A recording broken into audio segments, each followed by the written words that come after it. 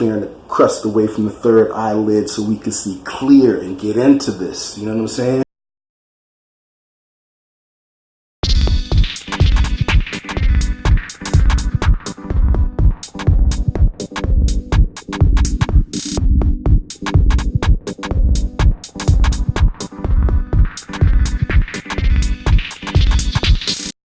One that be telling everything. He told everything. Dude, like they didn't even interview him. It was him talking the whole 2 hours telling the story. But he killed it. It was like that day that I hung out. You don't even have to ask him nothing. Just press record. Well, that's what they did. They asked him one question in the beginning, and for 2 hours he went on. Wow. But that was like my day with hanging out with Fab Five Freddy. You know what I'm saying? You just sit and talk to the elders, man. They got stories for that ass. Man. You know what I'm saying? I'd be like, tougher than leather. Yeah. How much time you got? How much? Yeah. Tell me about that. You got a drink?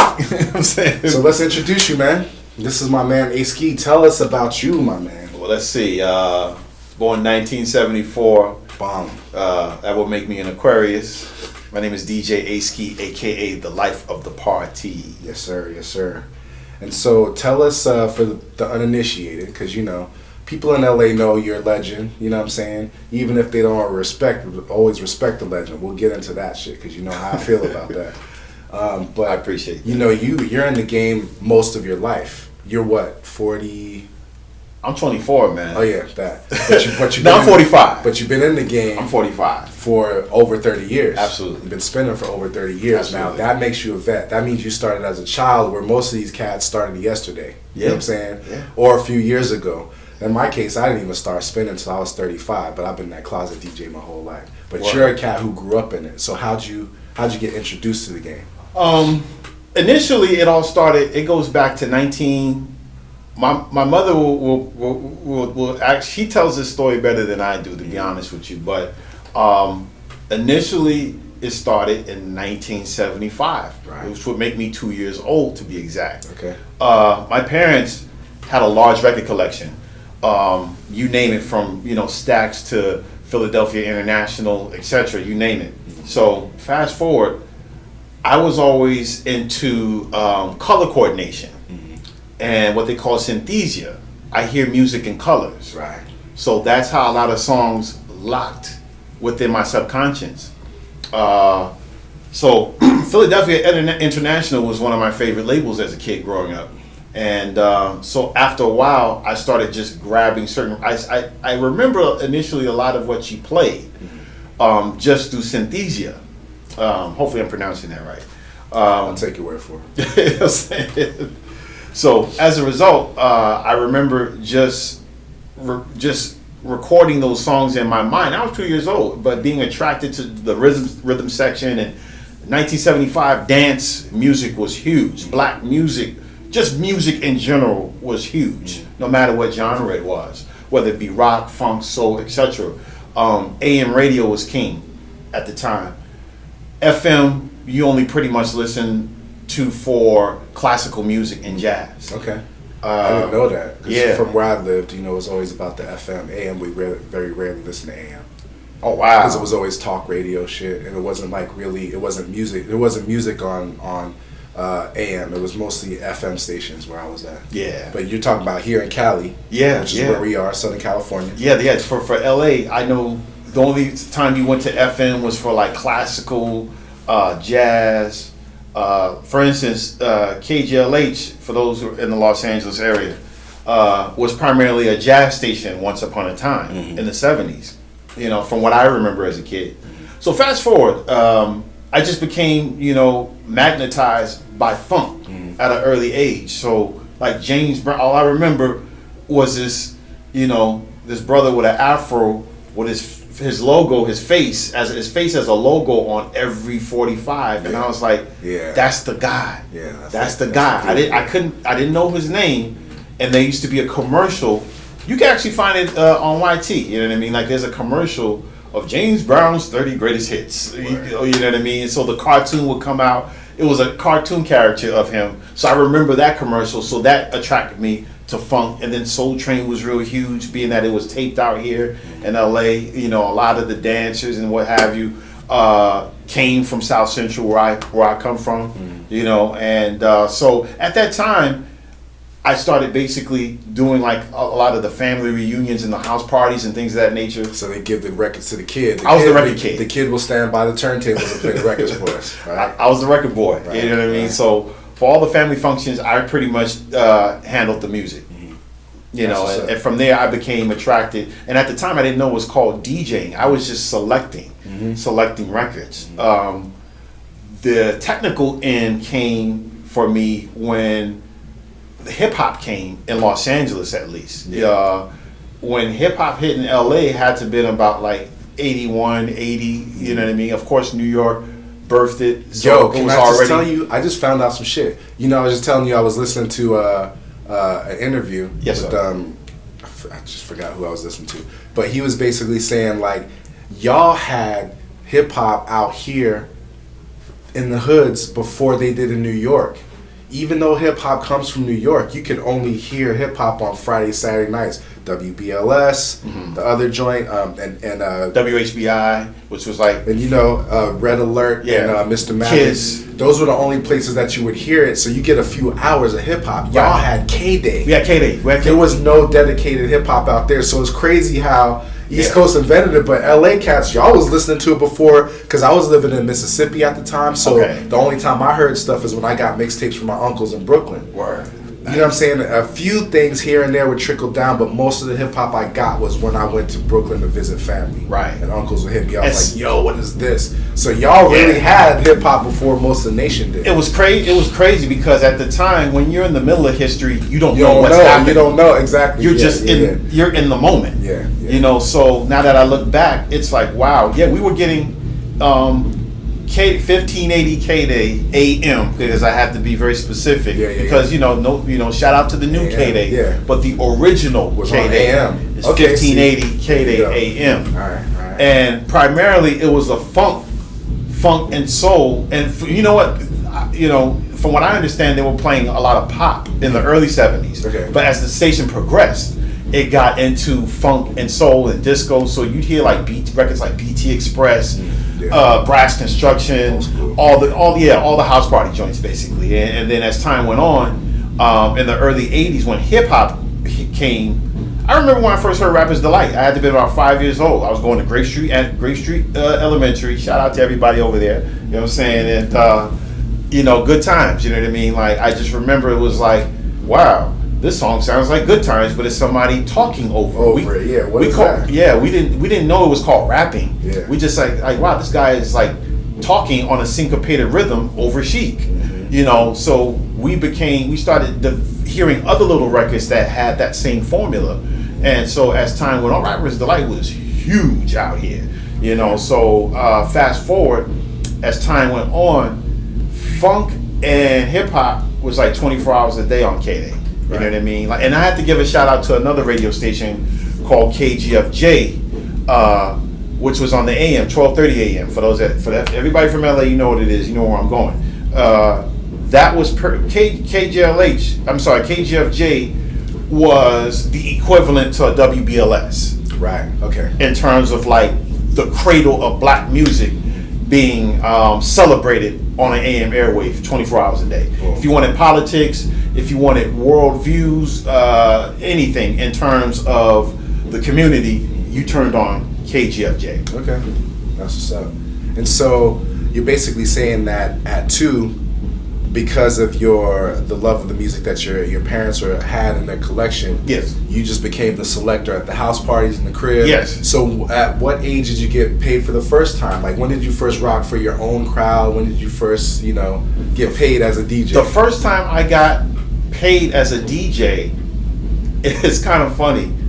I went to school. I went to Audubon Middle School. Shout out to everybody from over there. You know what I'm saying? There was this girl that I was in love with at the time named Melinda. You know what I'm saying? And anybody that came out of my class, y'all know exactly who I'm talking about. You know what I'm saying? She was fine. I mean, she was just like, I had to think for her. So fast forward, she liked hip hop. So fast forward, I started making these mixtapes for her, sort of like as like an ode to her. You know what I mean? And she actually liked the tapes after a while. So as a result, people will come up to me and be like, "Yo, what's up with those tapes?" You know what I'm saying? How That come you you ain't make I could- money? yeah, I said, but I would never charge her. Yeah. At the time, and at the time, my setup was it was like a really crappy setup, to be honest with you. But I made But it you work. had a setup though. I made it to them. They thought I had two techniques. You know what I'm man. saying? So. Yeah. As a result, I started just making these tapes of like R&B and hip hop. You know what I'm saying? So, fast forward, as time went on, you know, other kids around the neighborhood were like, "What's up with these tapes?" I said, "Yo, $5. You know what I'm saying? So, but I would give the girls, all the cute girls, the tapes for free. Yeah. Because I knew their word of mouth would reach a lot farther. Yeah. So I was setting up shop.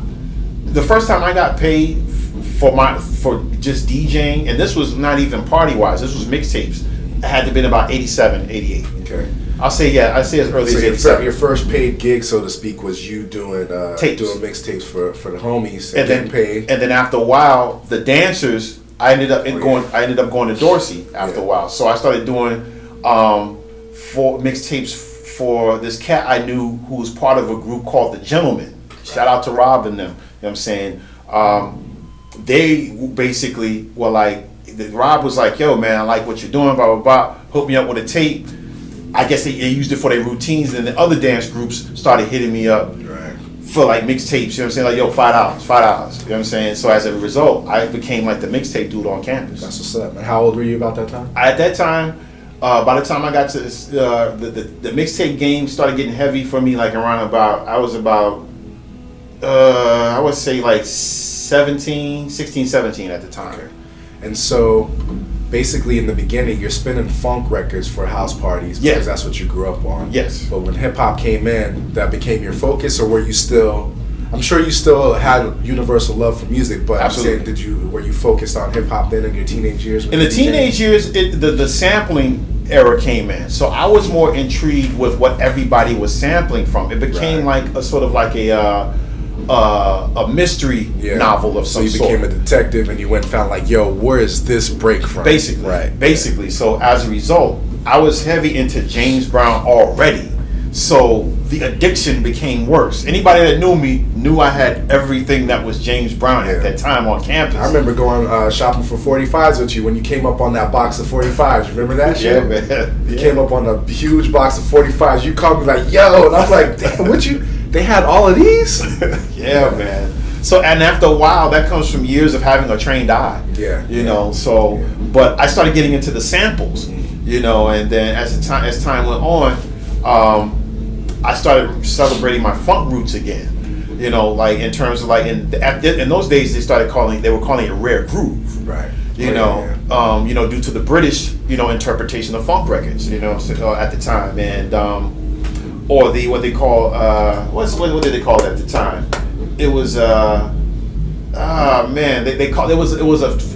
they called it rare groove, but they called acid jazz. The acid jazz explosion. So that's probably like in our early 20s when that started to happen. By that time I got to college. Yeah, because that's when I remember even hearing acid jazz for the first time. Right. Rare grooves, acid jazz, and when I heard these terms, I'm just like, that just sounds like some shit I grew up on, just sort of slightly remixed or reimagined, is what I'm trying to say. Right? No, absolutely. And so when they started telling me, I started seeing what acid jazz was. It was basically stuff that my dad listened to. Ronnie Laws, Roy Ayers. Just slightly refreaked. It made it a little bit cooler for our generation. Right. Yeah. Yeah. So as a result, I started seeing the reemergence of soul music on a whole different level and this is pre-neo soul. Yeah. People got to give it up to acid jazz because that movement was the bridge that led to neo soul.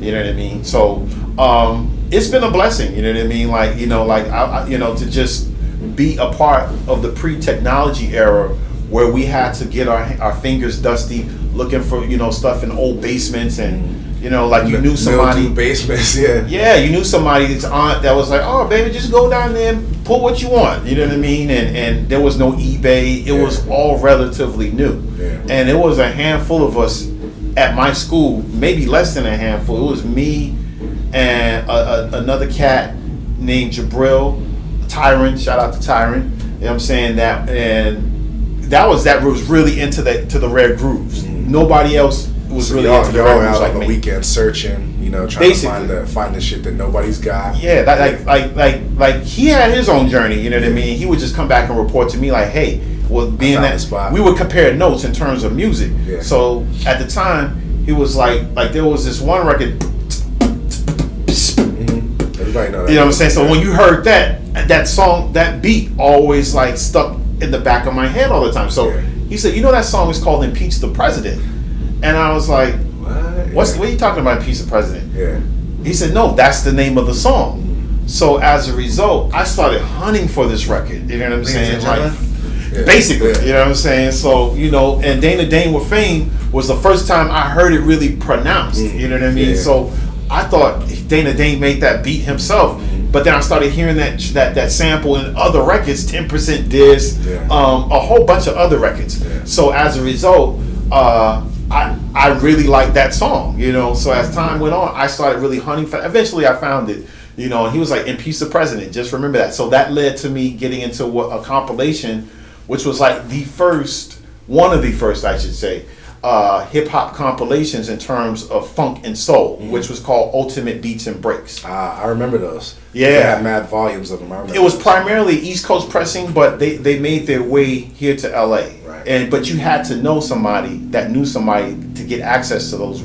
I used to order through, and I'm sure you're familiar with this place called J&R Music World. Of course. You know what I'm saying? Like, because there's none here in LA. You know what I'm saying? At the time, we had Radio Shack, and I think we didn't have a Guitar Center. We had Astros. Right. But Oh, Astros didn't have that. That's old school. Yeah, you know what I'm saying? So, anyhow, fast forward, I ordered out of J&R Music World these volumes. The only place that sold it out here was a place called Funky Town Records on Vermont, in K-Town.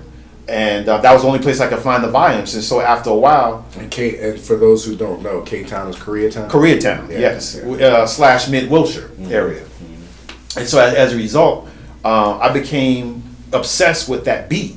But then I started hearing these other samples on there, like, oh wow, this compilation basically fathered 100% of all of the greatest hip hop and albums ever recorded. Yeah, that you ever knew, everything you love. Yeah. Yeah.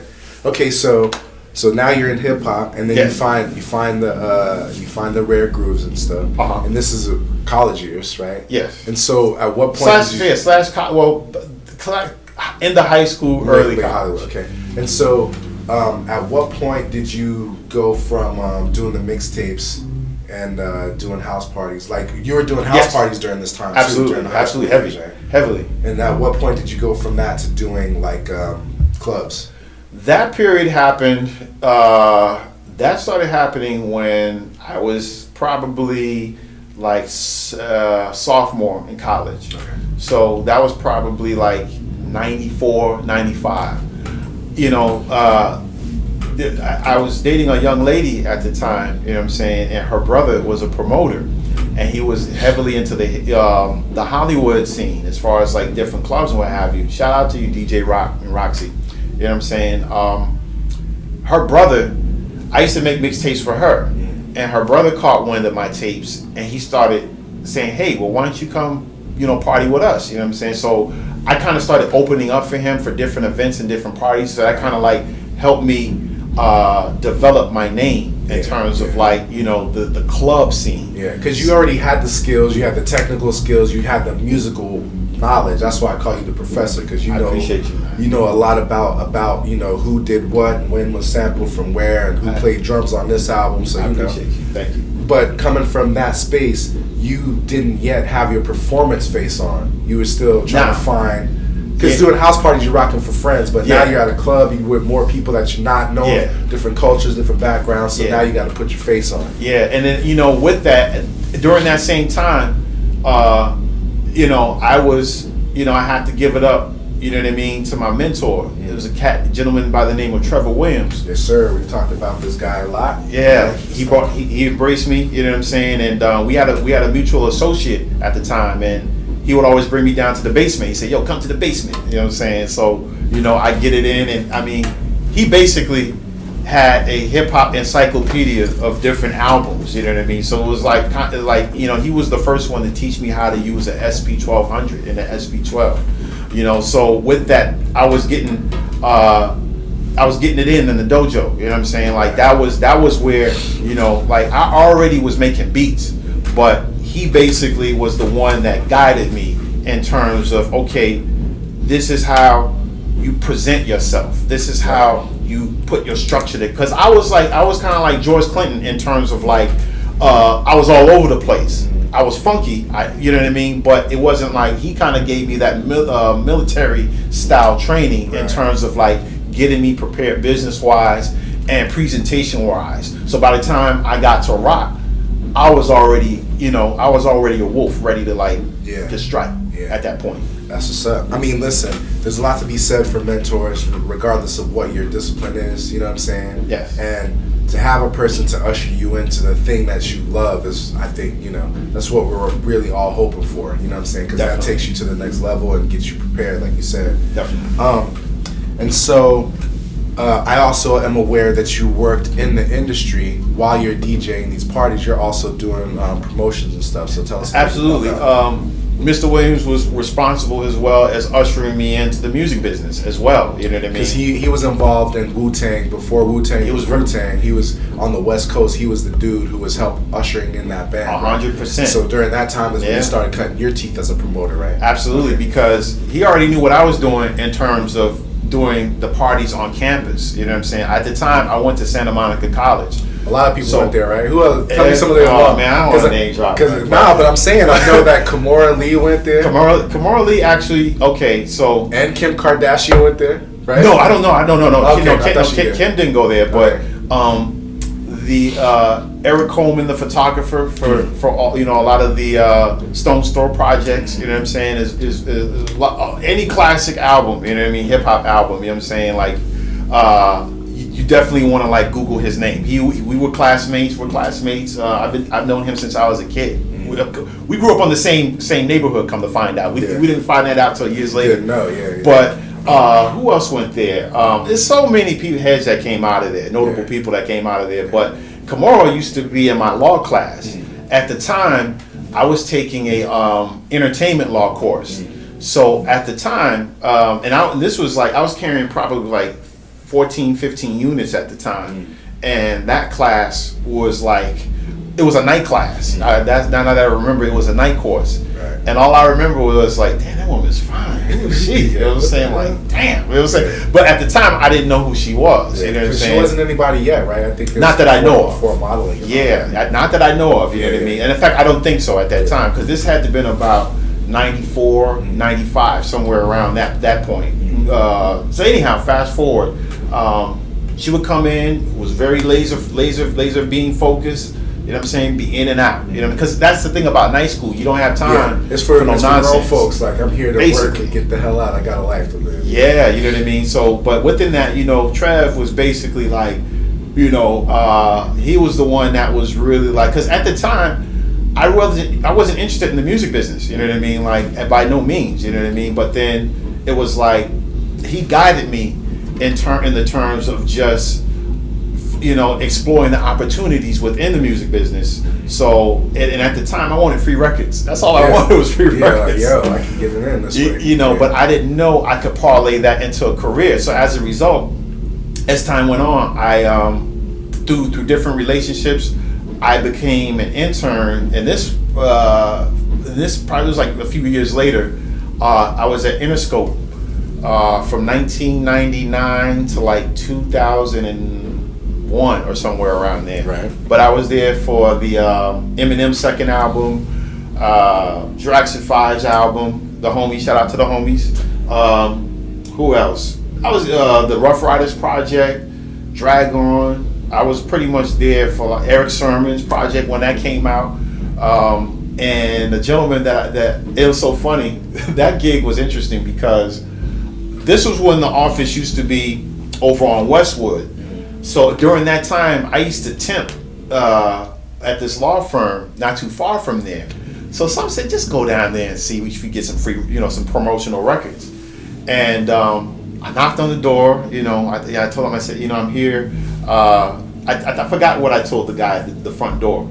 But fast forward, my buddy Mike comes out, and he was like, hey, you know what I'm saying? Like, basically, Mike was head of marketing, you know what I'm saying? So I know Mike since 1987, 86. Right. So he knew that I was about music back then. So Mike Heat, my man Mike Heat, you know what I'm saying? My man, you know, he was like, yo, I said, I'm actually looking for an internship. I'm also looking for some 12, some 12-inch. I forgot who the artist was I was looking for. He was like, dude, you want to work here? And it was like, what? Yeah. you know what I'm saying? I'm like, yeah, sign me up. You know what I'm saying? So as a result, I interned there for about a couple of years or so. And then, but I was moonlighting also over and that was because I was doing a party in Beverly Hills with DJ Rock, because Rock, he was the one that ushered me into the club scenes. Right. And we were doing a party at this place called the Naked Lunch in Beverly Hills, which used to be a club. I think now it's like some type of hair salon place now. But anyhow, I played there, and as a result, I developed a relationship with Virgin EMI.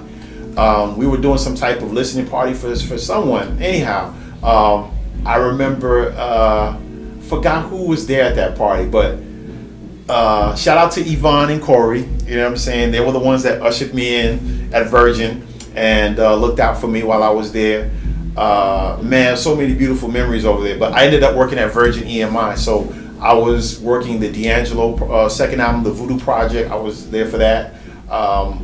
Gangstar, Full Clip, that project. Who else? A lot of the who else was it? It was a lot of projects. Oh, the what was the one record? Khaleesi's project on there. It was a lot of projects which we were working during my tenure there. I was there from about the same time I was. I dipped Interscope after a while because I was working so much at my regular gig, and then I was also working really like doing extra gigs over at Virgin EMI. So I was like, I can't do two of them at the same time. Where were you DJing and all this stuff? At that time, I was playing like different spots, man. You know what I mean? Like, So I would be like 1 minute I would be opening up at the what's that spot? Club Lingerie. Yeah. I would be there with Rock. You know what I'm saying? We would do something. Other little different spots around town. Wherever Rock was at, I'd be rocking there. But at the time, I was also doing the underground scene. Right. I was playing a place called, and this was like circa '98. So I was there for about a couple of years. I played an event, and this is strictly hardcore hip hop. You know what I'm saying? So it was a place called Project Blow. Oh yeah, I've been to some of those. Yeah. Because Project Blow was like the open mic joint, right? It was. So we had the equivalent of that at Yin Yang Cafe, which we discussed a lot in Atlanta. You know, a lot of people in Atlanta got their start on Yin Yang stage between open mic poetry, musicians, and all that kind of stuff. So coming out here and hearing about Project Blow, it's like actually I heard about it while I was in Atlanta. So when I would come here to visit, it's like I gotta see this. Yeah. It's kindred families, you know. And when you walk in, although the vibe is slightly different, it's still familiar. Right. Because during that time, that whole open mic stuff, before there were poetry slams and before there was Def Poetry on TV, there was Project Blow. There was my man Kimbo's Elevation at Yin Yang Cafe on Wednesday nights. You know what I'm saying? Like the people that were on Def Poetry got their start on Yin Yang stage. So I already know how it happened out here in LA. Like people got fame. Right. Who were the crews? Because there were crews out that came out of there. There was so many, man. You know what I mean? I'ma just give the famous ones. I'ma just give a shout out to 2000 Crows, Jurassic 5. Everybody, a lot of people that came out of, because here's the thing, like at the time, and anybody that knows me knows I'm telling the truth. You know what I'm saying? At the time, I was a hermit on one hand, because Blow was a baby to what's called the good life. So the good life, you couldn't curse, you couldn't swear, you couldn't do any of that.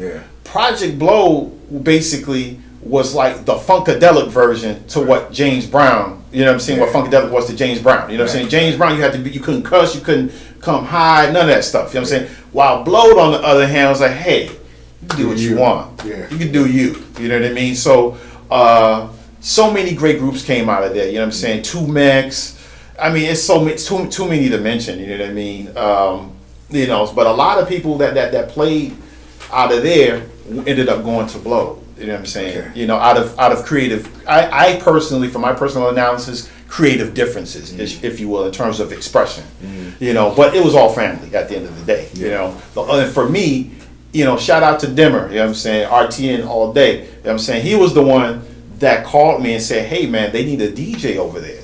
I said, "Oh, word?" You know what I'm saying? So what's so funny was, and I'm not taking anything away from anybody that played before me, but I'll put it this way: I fucking rocked the house at the end of the day. That's your job, Before son. anybody that came before me, no disrespect, Yeah.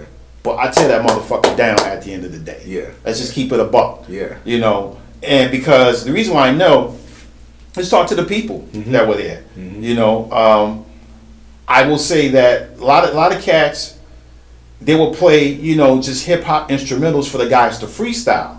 So for me, I'm coming in playing doubles of James Brown.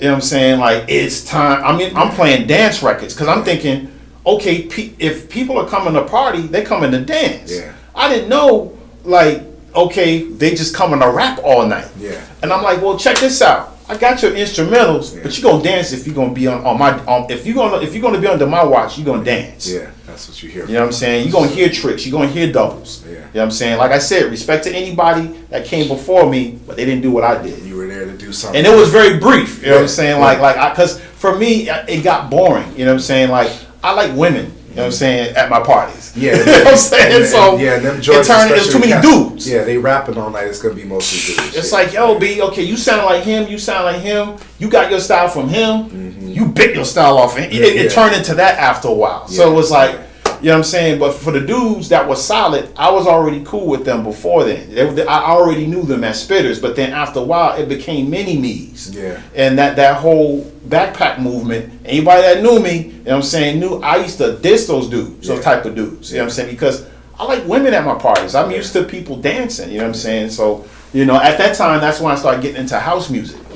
You know, because I got bored with hip-hop. That was going to be my next question. Yes, sir. That was going to be my next question because, like you, I grew up, like we were born when hip-hop was born, basically. Right. And so you get to a certain era, and I'm not disrespecting nobody who's out there today getting their paper. I'll never disparage Get your money. that. Get your money. But you also know me personally. I'm not going to those clubs to hang out because the type of women that I want to hang out with are not there. Right. The people who are listening to the music are younger than I am, so they don't have the same sensibilities that I do. Yes, sir. Back in the day, you couldn't bite. Back in the day, you couldn't mumble. Back in the day, you never gonna disrespect the elders.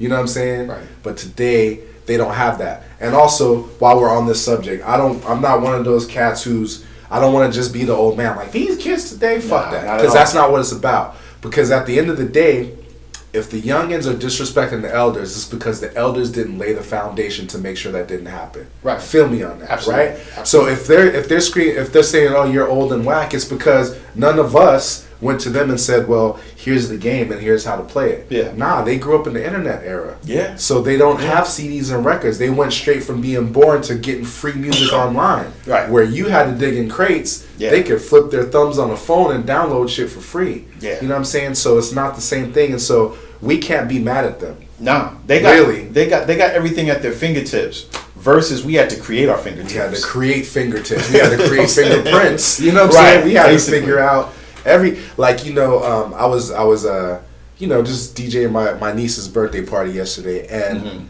I'm on the CDJs. I mean, I'm on the you nice with it, man. You get nice with it. You know what I'm saying? I'm doing what I got to do on the trigger, right? But the way that I learned to blend is looking at the groove in the record, right? Figuring out what the beginning of the song was on the record, putting some tape on there and bringing it back. Right. That's how I learned to beat juggle. So having a computer display of beats matching, it's like you could do this in your sleep. Yeah. And that's what they're trying to do and calling a DJ. You know? Yeah. But to each their own. I'm not mad at people because this is what technology is. Now we don't have to wait for an interview to big somebody up. We could flip on the YouTube channel, create a YouTube channel. Absolutely. You can make your own beats, make your own art, market your own stuff, and get paid. AKA our brother who just passed. You know what I'm saying? Who got gunned down in front of his own store. He did it himself. My man. He became a millionaire by doing it himself. You know what I'm saying? Shout out to Lil Jon from Atlanta, because he was one of those dudes. I just saw him on the interview the other day. Okay. I told you that story. He used to try to sell me these mixtapes out the trunk. Right. While I'm working the door at Yin Yang. I'm like, dude, but you're not rapping. This is just, you're just yelling okay. And the beats sound like what was already made in Miami. Right. Little did I know, 5 years later, I'm watching him on MTV Cribs, rolling blunts and making beats in his mansion in Miami, whatever, doing the thing. The bottom line is, it doesn't matter what anybody's opinion is. Get yours if you can figure it out. But the caveat that I would throw in there is like, let's never disrespect the elders. Not at all. Let's not let us elders not disrespect the children. Right. Children, never disrespect your elders, because you don't have anything without us. Absolutely. You know, because a big controversy was Lil Yachty. Right. You know what I'm saying? Yeah. He popped off to one of the elders. You know. And the thing is, I know Lil Yachty's dad, which I didn't know at the time, but you know, I know his dad from the ATL scene. He's a prolific photographer. Yeah. Shout out to Shannon McCullum. That's a bad dude. Okay, right? that's right. But this is his son. Yeah. And so, am I mad at Lil Yachty? Am I mad at the dad? What am I mad about? Absolutely. The kid is 18 and he's a millionaire. He's making cub. his thing, and people love what he does, and he's a millionaire. He's created this thing. Listen, get your paper. I'm just saying, I don't think that we should ever be spending our time disrespecting each other, because that's a waste. Yeah. Because the truth is, Lil Yachty could not be an 18-year-old millionaire without the elders who did the thing. Absolutely. That's the bottom line. Absolutely. You know what I'm saying? So, absolutely. And you know, young people will be young people. You have to give them. We always are, right? You know what I mean? You have to give them that space to grow and that space to experiment. You know, all this is new to them. You know, so it's like the maturity level is not exactly developed. And when you have that X amount of money and fame thrown at you at an early age, and you know, yesterday, you know, you were on BART, you know what I'm saying? It's sort of like overwhelming, you know, so it's like, and you're accepted for just being yourself. That could be a bit overwhelming, you know what I mean? So you feel like you're on top of the world, you know what I'm saying? And not only that, it's like, you know, you have some people that may not have felt loved as a child, you know what I'm saying? So it's like that fame is sort of like a drug to them. It becomes a drug. It becomes a thing where they feel like, wow, I'm validated. No one ever told me I love you, I appreciate you. So guess what? Here comes the fans. Here comes the money. Here comes the perks. But there's no one telling you, hey son, slow down. Yeah. Pump the brakes. Yeah. So I know what it is. Yeah. It's a different time, man. Yeah. But again, like, you know, I'm never mad at people getting theirs. Nah, do you? Get yours. If you can be out here, if you can feed your family, you can do it honestly, God bless you. And the truth is, let's keep it one, man. Like, LL went through it and Will Smith went through it. Both of these guys were teenage millionaires. Absolutely. And they both blew a lot of money before they got wise. And now look at them. Absolutely. Both of those men are, you know, like people diss Will Smith all day because of his popcorn rap, but Seinfeld did that. Right. And Seinfeld's almost a billionaire comedian. Right. And Will Smith is not far from that. Right. And it's not like these are people who are pristine and they don't swear in their own private lives. We're all human beings. They're real people in real life, but they made a vow when they started their careers. Right. This is how I'm presenting my work. Right. And look at what it's done. The bottom line is like we find our lane. Yeah. If you go mumble on the microphone and get paid for it, mumble, bruv, mumble. Right. You know what I'm saying? Whatever works for you. Mumble, young man, mumble. Yeah. Whatever works for you at that time. We all need that room to grow and develop, because guess what? The way you are today is not what you're going to be. I hope not. Is not the same person you're going to develop in 10 years or longer. Yeah, definitely. You know. So, like me, you got a little bit bored with hip hop because of where it was going at some point, and you got into the house joint.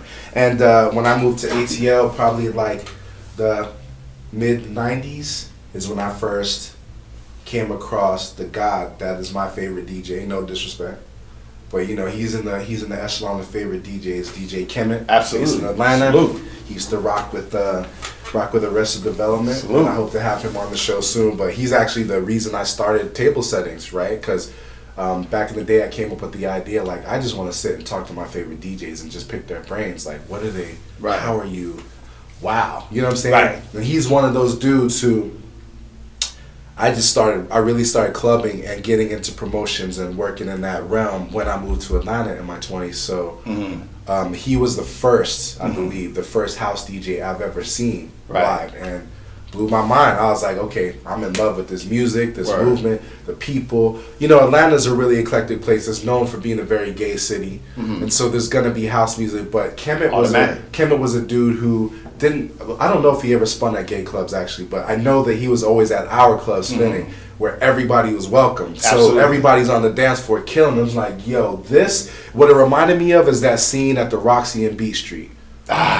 People everywhere dancing and enjoying themselves. You know what I'm saying? Like, you don't get that everywhere, especially nowadays. Everybody's trying to play high post and taking selfies and stupid shit. It's like, yo, when you go, and still to this day, some of my DJs in Atlanta rock like this. When you go to a party in Atlanta, women are not in high heels, they're wearing sneakers. Because when you walk out of that monk, your shirt is wet. You're here to sweat. You're not here to profile. You're here to get busy, right? Yes, sir. And so, I feel you on that. And that's kind of like, that enters me. That's kind of around the time that I met you. I knew you for doing hip hop, but I also had your mixtapes too. You had everything. You had different genres laid out. That's what I appreciate. You know what I'm saying? I appreciate that. So how did you get on that house joint? Like, who stands out? Like Kemet stands out for me as natural. Like what's your absolutely? Well, it goes back. I have to credit my older brothers. You know what I mean? Because they were the ones when I was a kid. It kind of goes back to them because, well, it does go back to them. This is like 80, this is like, I got to take it back to 78, 77 now. Okay. I would hear certain records, like George Duke, I Want You For Myself, Coca Motion. It was just certain, all the stuff on West End that I didn't necessarily hear on the radio. And I was like, what's this about? You know what I mean? And come to find out, they had East Coast sensibilities in terms of music. Exactly, and that's so I have to credit them for that. I always point that out about you. That's like them when I heard you the first time, I'm like, this dude ain't from LA. This dude is from where I'm from. He's from that East Coast shit. Like that's how you bang it out. So you're saying you're brothers, and I guess it's because Chicago house and all that stuff. That's where it's all connected. From. So it's all connected. So with them, and with them, they had a lot of what they call funk and boogie. Today, they call it boogie today. You know what I'm saying? So I would see records by Steve Arrington, Roger Troutman, but then I'd see a lot of the Larry Levan, you know what I'm saying, mixes and a lot of Larry Levan pressings, and I'm like, damn, what's this? And so when they go off to work or go off to school, I was the kid going into their room like, because with moms and them, I know I can get James Brown and Aretha Franklin and Stevie Wonder. With them, I know I can get D-Train, you know what I'm saying? Like just all the Keep On, all those records I can get from them. So fast forward, you mix those experiences with my hip hop perspective and put it all together. So my brother, man, he pulled me over one day. He said, yo, check this out. Cause he liked hip hop too, you know what I'm saying? Like, but it was this record. He said, check this out. He said, check this out.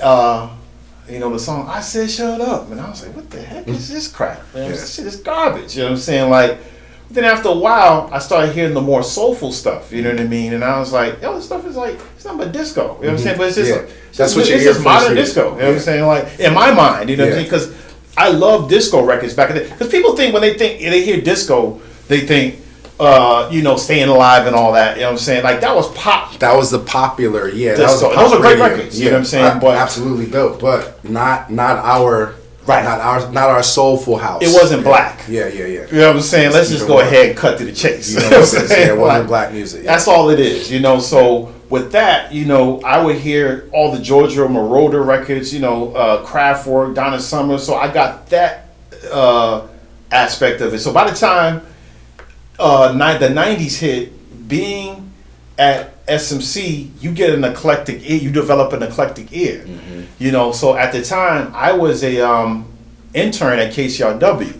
So I was picking up a lot of promos by New Eurekan Soul or Masters at Work. Yes, sir. You know what I'm saying? So I'm like, wait a minute, they got this down here, they got this down here. So they said, you can go ahead and take them if you want. And so I'm like, all right, you know what I'm saying? So fast forward, I started loving the soulful tones of everything. You know what I mean? Like everything was like stuff that reminded me when I was a kid, in terms of just the melodies and the arrangements and the percussive rhythms. And at the time, like house music or club music, as they would call it out here, was very huge. There were all types of undergrounds, you know what I mean? So I was already hip to the rave scene, which is a totally different, it's a different animal, situation, but you hear a lot of those records there. So you hear records like Percolator, Planet Zone, I mean, you name it, you know what I'm saying? Like, so, Follow Me, of course, those records were what they would call ditching records, you know what I'm saying? So why ditching records? What's the because they would go to ditching parties. My sister was the one that put me up. Yeah, like my sister went to Marshall High School. Right. So,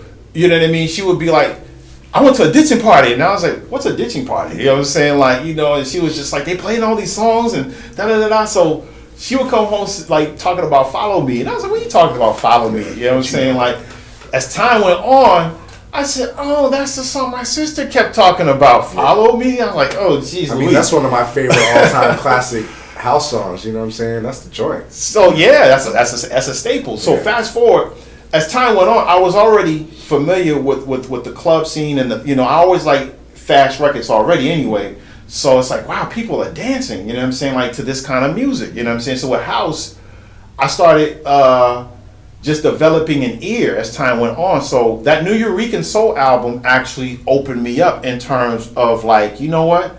There are other artists that are similar. I like this. So I started getting. Do you recall what New Eurekan Soul album that was? That was, they only made one album. Okay. You know what I mean? So I think it's just that one album, and they've done like plethora of remixes, but under that album, but they only had one album. Gotcha. You know what I'm saying? And it was, from what I understand, it was like their love letter to all the artists that they appreciated. Dope. You know what I mean? So being that Masters at Work is a house-driven production team, they were funky. Or are funky, and I started gravitating towards them, and then a lot of their production. As time went on, I started appreciating gentlemen such as Larry Heard, Osunlade, OG Ron Trent. The man, you know what I'm saying? Spinner. You know what I'm saying? Like all the OGs, man. Like, and it's funny because I didn't know I would grow to eventually meet some of these people. Yeah. That's what bugged me out. You know what I'm saying? Like the DJ journey is a beautiful journey because people that you grew up listening to, you end up running into them at some point. Yeah, I mean, especially if you're on your game and you know what you're doing, eventually either they're going to stumble upon you or you're going to find yourself on a bill with them or at a party with them. Yeah, I've seen it. I've seen it. One of my favorite stories is your Pete Rock story. You know what I'm saying? I knew that was going to come. You got to tell that story because Pete Rock's the dude. And the thing is like now we're only 1 degree separation from that brother. You know what I'm saying? Yeah, like man. Pete Rock is one of the most prolific hip hop producers, bar none. Right? He's the sensei, man. The sensei. And then one day our brother Fuse calls me up like, yo, guess where I'm at? What, man? He's like, I'm not going to talk too long because my man's in the bathroom. I'm not trying to blow up the spot. But like, he just put a box of CDs in front of me, unlabeled CDs with hundreds of songs. I'm like, Pete Rock's got hundreds of songs just sitting on CDs. Wow. He's letting me go through them. Can I hear him? Nah, you can't hear him. I'm like, yo, why you gonna call me and tease me? You know what I'm saying? You know what I'm saying? But yeah, confidential. Pete Rock. Yeah, man. You gotta tell your story. Yeah, man. So I have been a fan since the All Sold Out EP in 91, 92. I think it was like 91 at the time. So at that time, I was listening to a lot of Premier, you know what I'm saying? Like, Pete Rock, Premier, Pooh, DJ Pooh, like a lot of their 45 King. That's who I was in the late 90s. That's who I was studying specifically. Marley Marl, you know what I'm saying? But Pete was funky, you know what I'm saying? Like, it was just like, wow. So fast forward, I just started following everything that he was doing, and I became, a fan. And as time went on, DJ Rock, shout out Rock, had invited me to play at the Stock Exchange downtown, which they now call it the Exchange. It's basically an old bank vault. It was a former bank. I think you'll find the vaults down there actually. Yeah, I bet we spun there once, right? Oh, what? Yeah. No. That was next to the falls. We never played it. We probably went there for a jam or something, but we never played there. Okay. And I haven't played there since the '90s. To be truthful, I think there might have been it was an event we went. Yeah. That's Crocker Club. Crocker Club. Yeah. That was another bank. That was a former. Because that's what I remember. I remember them. That was the Crocker Club. Shout out to everybody at the Crocker Club. Yeah. But we played at the Crocker Club, but the Exchange was the club right next to the Falls. Yeah, I remember that. You know what I'm saying? Big ass doors. Yeah, exactly. So back in the days, we had to go through the alley or go through the back in order to get in. There was at that time in the 90s, the way downtown LA, or DTLA as they call it now, it wasn't pretty like it was. Yeah. Everything, I used to play the underground parties down there. You know what I'm saying? And you know, and get it in over there. You know, so fast forward, with Pete, it was funny because Rock was like, yeah, you know, we're doing, because that's how he talks. He said, you know, there's going to be Pete Rock, you know, listening party. You know, and I was just like, okay, you know, I didn't think, you know, being already seasoned in the business, I was like, I'm thinking, okay, they're just, you know, going to play his album. Yeah, you know not that he's necessarily going to. He's going to show up, yeah. It's the label. Okay, the label was going to put it together. Blah blah blah. You know what I'm saying? You know what I'm saying? Get, you know, free promo. You know, okay, cool. I know the whole bang. You know what I'm saying? But so as time went on, I used to be the opener for that. I was the opener that night for that party. You know what I'm saying? So the other dude, I guess he got drunk or whatever. What happened? So I took over for him. Now this is about midnight by the time. So I'm like, oh, you gave me a perfect time. You know what I'm saying? So, and at that time, anybody that knew me, that ran with me, I was like a wolf at that time. You know what I'm saying? Like, shout out to DJ Slowpoke, because he was there for a lot of all that. You know what I'm saying? At that time, and he was ushering me through a lot of the house scene, because kind of going back to house, he was deep in the house, in the underground scene. So he started bringing me around to all these different undergrounds downtown. So that developed my ear on another level. And then he put me up on Strictly Rhythm, you know what I'm saying, all those labels. So fast forward, going back to Pete, Rock is like, yo, you know what I'm saying, like DJ Rock. Because it's so funny, because there's Pete Rock and then there's DJ Rock, you know what I'm saying. But anyhow, with Rock, you know what I'm saying, or Rocky, he says, yeah, man, bop, bop, bop, you know what I'm saying, 12:30. You want to go on? And I'm like, yeah, let's go. Midnight, you know, you said nothing but a word. So I'm doing my thing. I think I'm mixing Don't Look Any Further, Dennis Edwards, with Only You 112, the remix. Right. So I'm blending that together, and I feel somebody tap my shoulder, and it's the homie Mong from Loud. Shout out Mong, you know what I'm saying? It's like, yo, Ski, you know what I'm saying? I was like, yo, Mong, what's up, man? Bop, bop, bop. And he says, turn to your other side. And I'm like, oh, shit. You know what I'm saying? So I geeked. So I was like, game face. You know what I'm saying? Yo, Pete, man, bop, bop, bop. You know what I'm saying? So I'm going crazy on the inside, but I'm game face the whole time. You know what I'm saying? I was like, Pete. It was like Pete Rock was on the other side of me. You know what I'm saying? I was like, this guy actually showed up. Salute. You know what I'm saying? Like, so I'm like, wow, my mentor, my hero is like actually seeing me play. So that, I was just like, you didn't have to pay me that night. That's how excited I was. Yeah. You know what I'm saying? And I was playing on that midnight prime time. So fast forward, I said, yo, Pete, man, like, you know, you can, you know, if you're ready to get on, I see you got your back. And you know, he was like, no, man, I see you killing it right now, man. Like, keep doing what you're doing right now.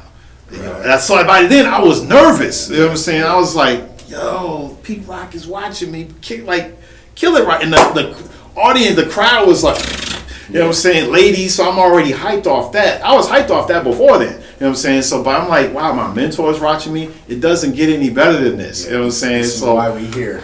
Man, so that was like the first, I felt like a rock star that night. You know what I'm saying? Like we chopped it up. And I always remind him of that story every time I see him. You know what I'm saying? You know, it's crazy that the proximity is so close, and I've never met him. Wow. Like I've you know. Not to cut you off, but it was for the Soul Survivor album. That's what that was. It was that listening party for the Soul Survivor 1 album. That was a dope album. So that was like 97. Yeah, that was a dope album. It was. It absolutely is. But yeah, you know, our brother Fuse runs with him now. You know what I'm saying? And, absolutely. And some of my peoples have produced parties with them back in the day. Of course. I just never met him. You know what I'm saying? Right. I mean, it's a matter of time. My time will come. This fellow Virgo. I get him. I just feel like I understand his sensibility. Like when I first heard his music, and he has the thing. And every time you hear his music, he's one of those ones like, oh, that's a Pete Rock beat. Right. You know what I mean? Absolutely. The sensei. Okay, so we digressed to hip hop. Not digressed. But we went back to hip hop. Now we went to house. And I also know that you have an international sensibility as well, because I know that because you're a music listener, you know that music is universal. So you've always kind of been out there. So what other genres do you kind of mix into your standard? Well, it's funny. I used to work at the